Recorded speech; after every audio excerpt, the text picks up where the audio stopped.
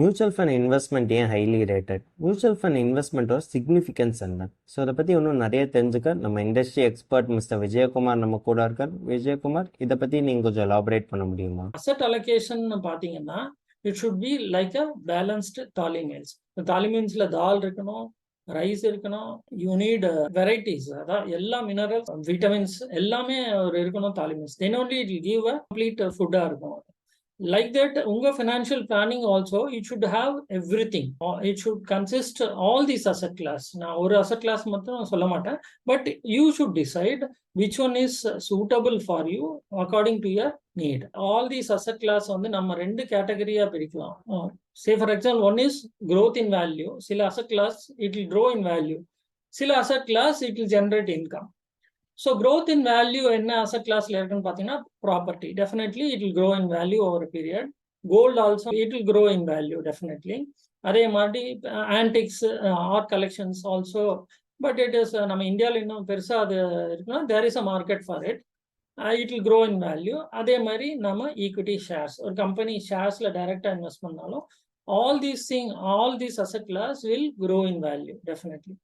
On the other side income, இப்போ பாண்ட்ஸில் invest பண்ணாலோ இல்லை ஒரு ஸ்மால் சேவிங்ஸோ என்எஸ்சியோ கிசான் விகாஸ் பத்ராவோ இல்லை public provident fund, bank deposits or company deposit, இதெல்லாம் வந்து all these asset class will give you will generate income.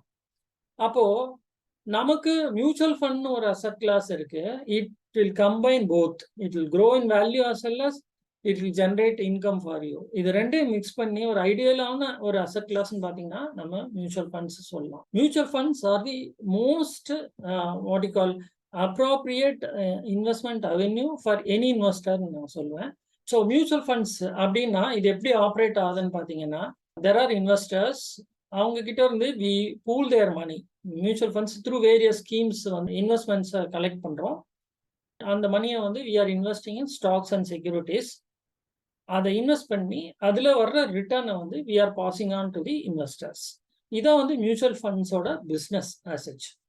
இந்த மியூச்சுவல் ஃபண்ட்ஸை எப்படி எல்லாம் இருக்கு, வாட் ஆர் இட்ஸ் அட்வான்டேஜஸ்ன்னு நம்ம பார்த்தோம்னா, இட் இஸ் ப்ரொஃபஷனலி மேனேஜ்டு.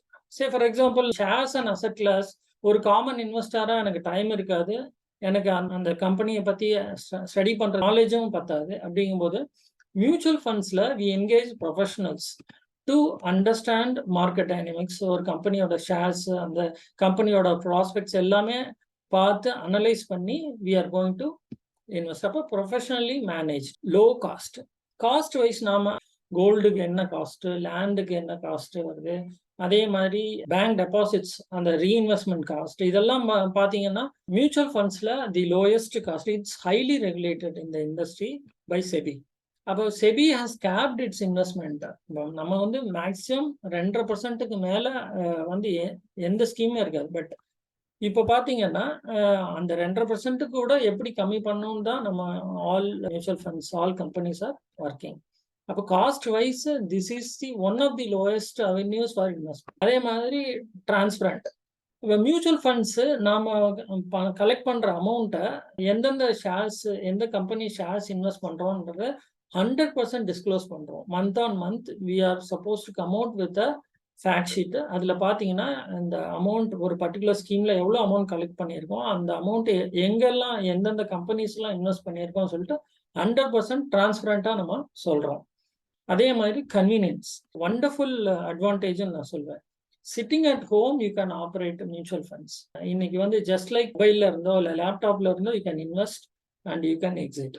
அந்த அளவுக்கு கன்வீனியன்ட்டாக, not only entering and exiting but also operating. Just like நீங்கள் எப்படி உங்கள் பேங்க் டெபாசிட்ஸ் ஆப்ரேட் பண்ணுறீங்களோ, பேங்க் அக்கௌண்ட்ஸ் ஆப்ரேட் பண்ணுறீங்களோ, அதே மாதிரி you can operate the mutual fund invest. அதே மாதிரி லிக்விடேட்டபிள், ஈஸிலி லிக்விடேட்டபிள். நம்ம நினச்சோம்னா, இப்போ எப்படி கோல்டு நம்ம கையில் இருந்தால் இமீடியட்டாக போயிட்டு அதை வந்து நம்ம லிக்விடேட் பண்ணி அமௌண்ட்டை ஜென்ரேட் பண்ண முடியுமோ, அதே மாதிரி mutual funds are also easily லிக்விடேட்டபிள்.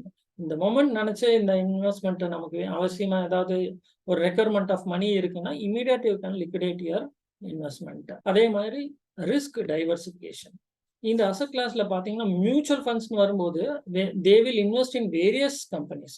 Various companies இந்த செக்டர்ஸ் இருக்கு மார்க்கெட்டில். பார்த்தீங்கன்னா ஒரு டைவர்சிஃபைட் ஃபண்டுன்னு நான் ஒரு எக்ஸாம்பிளுக்கு நான் எடுத்துட்டேன்னா, it will invest in various sectors like ஆட்டோமொபைல்ஸ்ல இன்வெஸ்ட் பண்ணுவாங்க, ஃபார்மா இண்டஸ்ட்ரியில இன்வெஸ்ட் பண்றாங்க, அதே மாதிரி கேபிட்டல் கூட்ஸ்ல இன்வெஸ்ட் பண்றாங்க, இது மெட்டல்ஸ்ல இன்வெஸ்ட் பண்ண டிஃப்ரெண்ட் செக்டர்ஸ்ல இன்வெஸ்ட் பண்றதுனால உங்களுக்கு வந்து ரிஸ்க் வந்து டைவர்சிஃபை ஆகும். ஒரு பர்டிகுலர் ஸ்கீம் எடுத்துக்கிட்டா we will have minimum 30 to 40 கம்பெனிஸ்ல இன்வெஸ்ட் பண்ணியிருப்போம். அப்ப ஏதோ ஒரு செக்டார்ல ஏதோ ஒரு ப்ராப்ளம் வந்தா கூட other sectors will compensate. This is called diversification. So உங்களோட ரிஸ்க்கை வந்து நீங்க இந்த மாதிரி டைவர்சிஃபை பண்ணும்போது தான் மினிமைஸ் பண்ண முடியும். அதே மாதிரி it is regulated by SEBI. SEBI is monitor for எப்படி பேங்க்ஸுக்கு வந்து ஆர்பிஐ வந்து மானிட்டர் பண்றாங்களோ, mutual funds are regulated by securities and exchange board of India.